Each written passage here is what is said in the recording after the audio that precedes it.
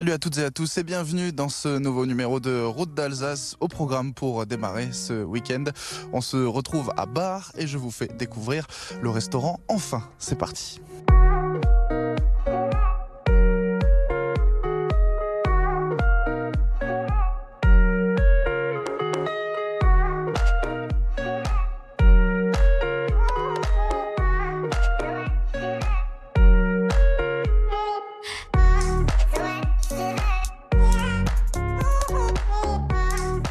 C'est dans cette bâtisse héritière du siècle dernier que le restaurant Enfin a vu le jour il y a près de 4 ans.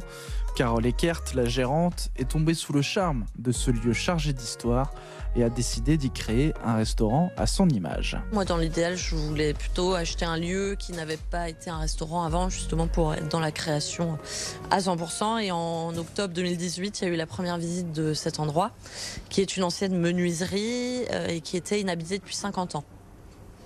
Donc bon, il y a eu beaucoup d'administratifs avant d'en arriver à tout ça.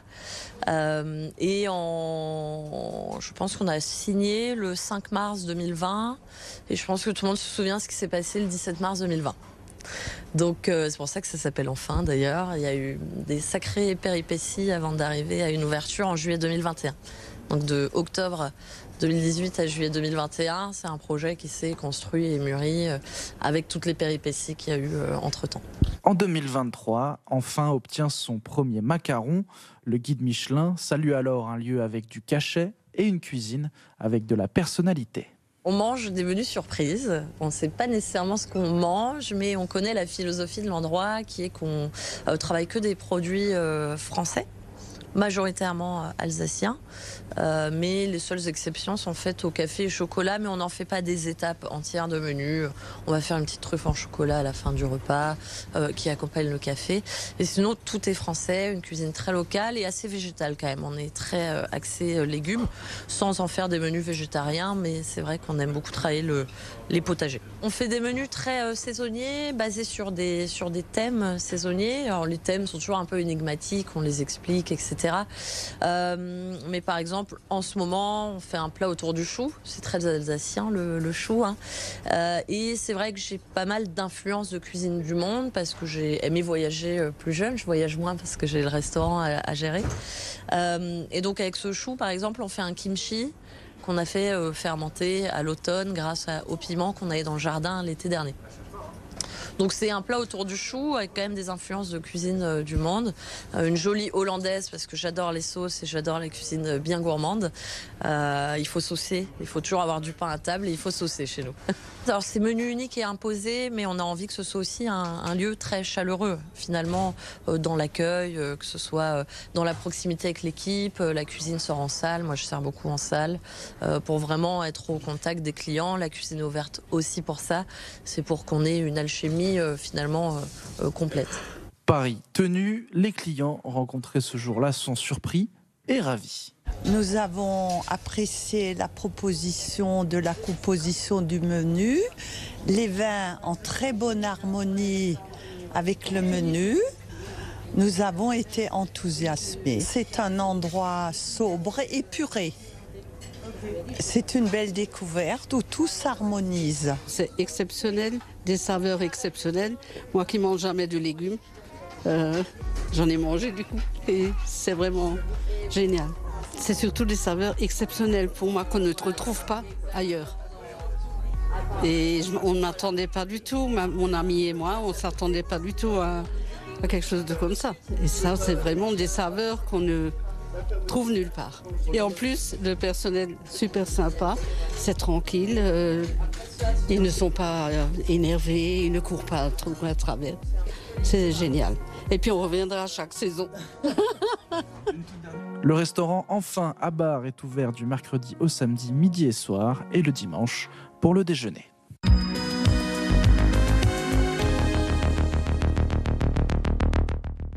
On poursuit ce numéro de Route d'Alsace depuis Colmar. Je vous propose ce week-end de découvrir ensemble un atelier qui vous permet de créer votre propre parfum. C'est parti.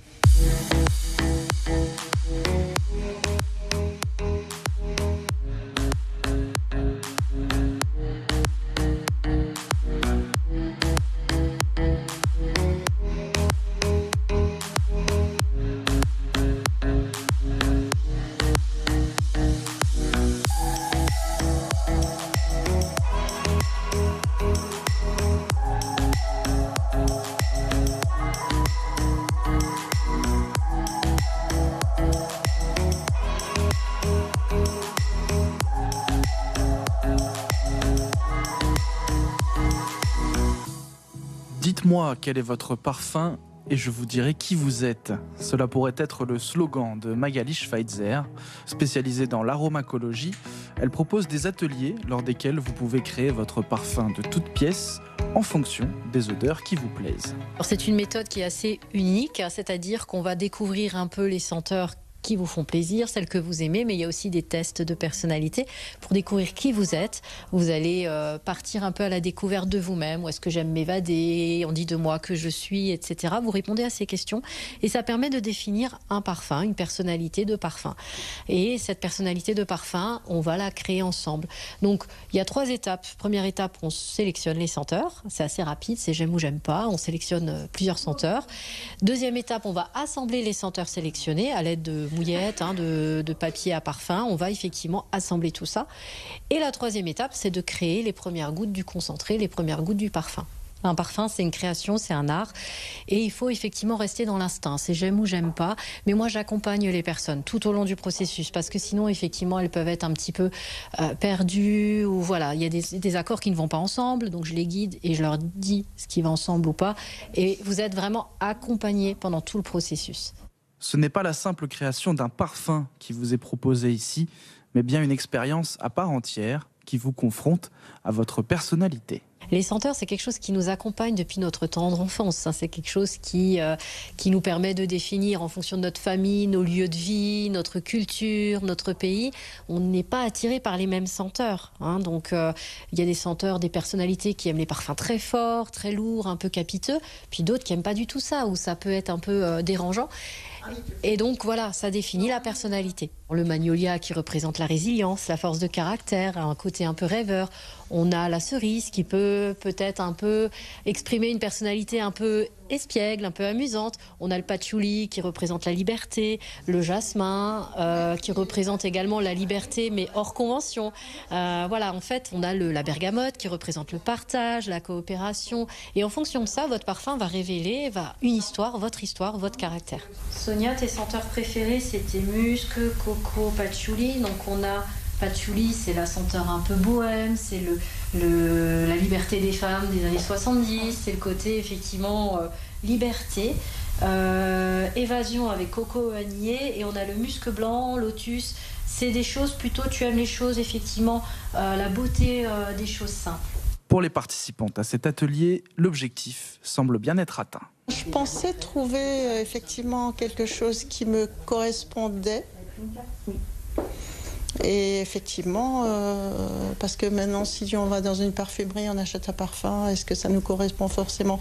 C'est quelque chose, c'est olfactif, c'est donc... mais très bien. Je trouve que c'est très sympa, franchement. Et quand on arrive à retrouver ce qui nous convient, ce qui nous plaît, ce qui nous... c'est très bien. C'était bien d'être à plusieurs, on a passé un bon moment. Magali est super. On a été guidés, conduites, et on a pu un peu prendre du temps pour nous. J'avais pas d'attente particulière, mais je suis ravie du résultat final. Vous direz que ce parfum vous correspond? Je pense. Pour moi, oui. Maintenant, il va encore changer. D'après ce qu'on a compris, il va changer, il va évoluer. Mais rien que le résultat final brut, là, est très plaisant. C'est le côté découverte des assemblages, déjà. Et puis, des découvertes aussi de choses qu'on n'imaginait pas. Des odeurs vers lesquelles je ne serais jamais allée avant de les avoir senties, assemblées et essayées. Si vous aussi, vous souhaitez créer un parfum qui vous est propre, vous pouvez prendre rendez-vous avec Magali en vous rendant sur le site lelaboratoire-des-émotions.fr.